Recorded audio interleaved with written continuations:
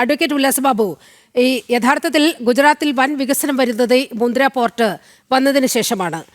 പ്രത്യേകിച്ച് അദാനി അതിൻ്റെ നിയന്ത്രണത്തിലേക്ക് വരുന്ന സമയത്താണ് വലിയ വികസനം അവിടെ ഉണ്ടാകുന്നത്.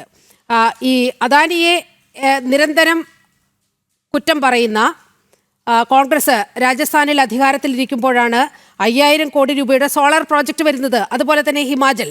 അപ്പോൾ ഇവർ ഭരിച്ച സംസ്ഥാനങ്ങളിലൊന്നും നിക്ഷേപം അദാനിയെ ക്ഷണിച്ചു വരുത്തി നിക്ഷേപം കൊണ്ടുവരുന്നതിൽ തെലങ്കാനയും ഛത്തീസ്ഗഡും ഉണ്ട്. അതിലൊന്നും ഒരു പ്രശ്നവുമില്ല. പക്ഷേ ഇവിടെ വരുമ്പോൾ അദാനി അദാനി അദാനി എന്ന് പറഞ്ഞുകൊണ്ട് ഈ നിക്ഷേപകരെ അടക്കം നിരുത്സാഹപ്പെടുത്തുന്ന നിലയിലേക്കാണോ കാര്യങ്ങൾ നീങ്ങുന്നത്? അല്ല, ഇടതുപക്ഷത്തിൻ്റെ ഒരു നിലപാട് നിങ്ങൾ മനസ്സിലാക്കണം. അവർ അധികാരത്തിൽ വന്നപ്പോൾ എനിക്ക് സമ്പത്ത് സാർ പറഞ്ഞൊരു കാര്യം, ഗെയിൽ പൈപ്പ് ലൈനിനെ നിങ്ങൾ എതിർക്കുന്നു. ആരാ പറഞ്ഞേ? സമ്പത്ത് സാർ. സാറേ, ഈ ഗെയിൽ പൈപ്പ് ലൈനിനെ നിങ്ങൾ പ്രതിപക്ഷത്തിരിക്കുന്ന സമയത്ത് എതിർക്കുകയും അത് എന്ത് ബോംബാന്ന് പറഞ്ഞ് ആ സംഭവമാണെന്ന് പറഞ്ഞ് നിങ്ങൾ അധികാരത്തിൽ കയറിയപ്പോൾ ഗെയിൽ പൈപ്പ് ലൈൻ പരിശുദ്ധമായി.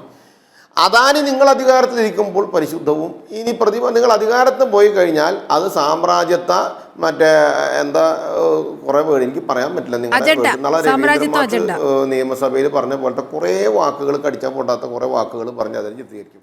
ഞാൻ ചോദിക്കുന്നത് എന്തോ അജണ്ട ആയിക്കോട്ടെ. ഞാനൊരു കാര്യം പറഞ്ഞു സാറിന്, ഞാൻ വളരെ ലളിതമായ കാര്യത്തിൽ പറഞ്ഞോട്ടെ. ജനങ്ങൾക്ക് ഉപകാരമുള്ള കാര്യത്തിന് ഈ ഒട്ടക്ക് വെച്ചിട്ട് നിങ്ങൾക്ക് എന്തോ ഉപകാരം? മനസ്സിലായില്ല. ഇന്ത്യ സമഹാരാജ്യത്തെ എല്ലാ സംസ്ഥാനങ്ങളിൽ നിന്ന് എടുത്ത് പുറത്തേക്ക് എറിഞ്ഞില്ലേ സാറേ ഇടതുപക്ഷ ആശയങ്ങൾ? ഈ കേരളത്തിലും ആർക്കും വേണ്ടാതെയായില്ലേ സാറേ? ഇനി ഇതിന് ഈ മുടക്ക് വെച്ച് എങ്ങോട്ടാണ് നിങ്ങൾ ഈ പോകുന്നത്? ഒരു 10 കൊല്ലം കൂടി 20 കൊല്ലം കൂടിയുള്ള തലമുറയ്ക്ക് കൂടി ദോഷം. സാറേ കൃത്യമായിട്ട് പറയട്ടെ, ഒരു ഭരണാധികാരി എന്ന് പറഞ്ഞാൽ ഒരു ഭരണാധികാരി 50 വർഷങ്ങൾക്ക് അപ്പുറത്ത് ദീർഘവീക്ഷണമുള്ള ഭരണാധികാരികളായിരിക്കണം. അവരാണ് ലീഡേഴ്സ്, അവരാണ് ഭരണാധികാരികൾ. 50 വർഷത്തിനപ്പുറത്ത് കണ്ടുകൊണ്ട് ഇന്നത്തെ തലമുറയ്ക്ക് അല്ലെങ്കിൽ ഇന്നത്തെ പ്രവൃത്തി ചെയ്യുമ്പോഴാണ് ഭാവി തലമുറയ്ക്ക് കൂടി പ്രയാസങ്ങളില്ലാതെ വരികയുള്ളൂ.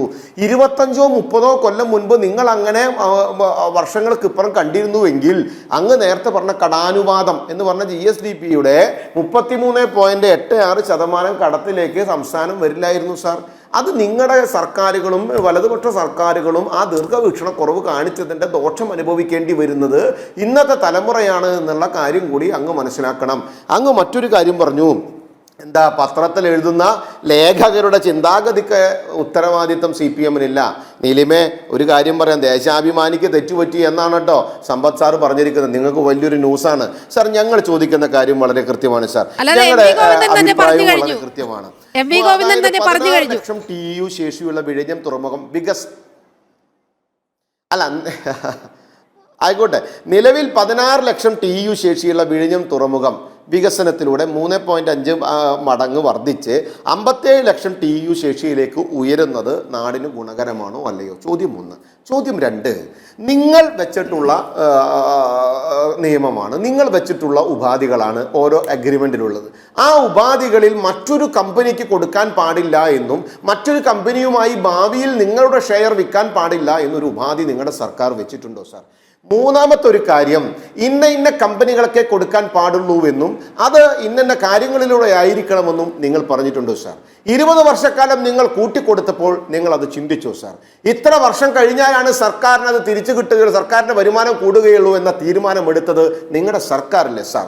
1 രൂപ ഗണത്തിൽ ഇപ്പോൾ കിട്ടുന്ന രീതിയിലനുസരിച്ച് ഈ കരാർ തയ്യാറാക്കിയത് നിങ്ങളുടെ സർക്കാരല്ലേ സാർ? ആ സർക്കാർ ഇതൊക്കെ ചെയ്തു വെച്ച് അതൊക്കെ ഒപ്പിട്ട് അദ്ദേഹത്തിന് കയ്യുമടിച്ച് ആ കമ്പനിക്ക് വേണ്ടി തയ്യാറായി അത് ഞങ്ങളുടെ നേട്ടവും മേന്മയുമായി പൊതുസമൂഹത്തിന് മുമ്പിൽ അവതരിപ്പിച്ചിട്ട് ഇന്ന് അതാ കരാറ് പ്രകാരം അവർ അവരുടെ ഷെയർ മറ്റൊരു കമ്പനിക്ക് വിൽക്കുന്ന സമയത്ത് എന്തിനാണ് സാർ നിങ്ങൾ അതിൽ എതിർക്കുന്നത്? അത് വിദേശ പണം ഈ നാടിനകത്ത് വന്ന് ഈ ചർച്ച ഒന്ന് വൈൻഡപ്പ് ചെയ്യേണ്ടതുണ്ട്. ഒന്ന് സമ്പത്ത് ഇക്കാര്യങ്ങളിൽ ഒന്ന് മറുപടി പറഞ്ഞിട്ട് പോവാം. ഒരു 30 സെക്കൻഡ് പ്ലീസ്. ചർച്ച വൈൻഡപ്പ് ചെയ്യണം, അതുകൊണ്ടാണ്. അതെ, ഇത്രയേ ഉള്ളൂ. വികസനത്തെ സംബന്ധിച്ച് ഇവിടെ 2 ചങ്ങാതിമാർ ഒരുപാട് കാര്യങ്ങൾ പറഞ്ഞു. നീലിമയും കൂടി എന്നെ അത് പഠിപ്പിക്കാനുള്ള ശ്രമം നടത്തിയതിന് നന്ദി. വിഴിഞ്ഞം സെക്കൻഡ് ഫേസിന് യൂണിയൻ ഗവൺമെൻറ് ഭാരത സർക്കാർ എത്ര രൂപ നൽകി എന്നാ ചങ്ങാതിമാരെന്ന് പറഞ്ഞാൽ മതി. എത്ര രൂപ നൽകിയെന്ന് പറഞ്ഞാൽ മതി. വികസനത്തെ സംബന്ധിച്ച് ഒരുപാട് കാര്യങ്ങളെല്ലാം പറഞ്ഞു. എത്ര രൂപ? 1 രൂപയെങ്കിലും നൽകിയിട്ടുണ്ടോ? ഇല്ലല്ലോ. ഇത് ഞാനിപ്പോൾ ചോദിക്കാൻ കാര്യം എന്താണെന്ന് പറഞ്ഞാൽ 2015 ആണ്ടിൽ ആദ്യം കൺസ്ട്രക്ഷൻ അഗ്രിമെന്റ് ആദ്യം അതിൽ ഒപ്പിട്ടതിന് ശേഷം ഉയരുന്ന രാഷ്ട്രീയ ചോദ്യം അതല്ല. സൂചിപ്പിച്ചതുപോലെ ഉയരുന്ന രാഷ്ട്രീയ ചോദ്യം അതല്ല.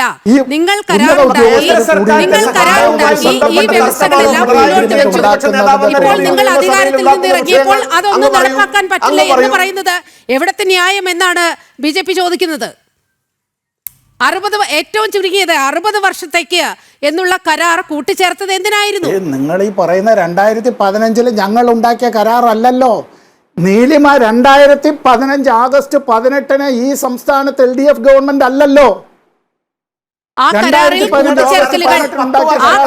ഉണ്ടായ കൂട്ടിച്ചേർക്കലുകളെ കുറിച്ചാണ് ഉല്ലാസ് ബാബു ചൂണ്ടിക്കാട്ടിയത്. ഉണ്ടായിരുന്നില്ലേ? അത് ചെയ്തിട്ട് എന്താണ് ചെയ്യാഞ്ഞത്? അത് സമൂഹത്തിന് വേണ്ടി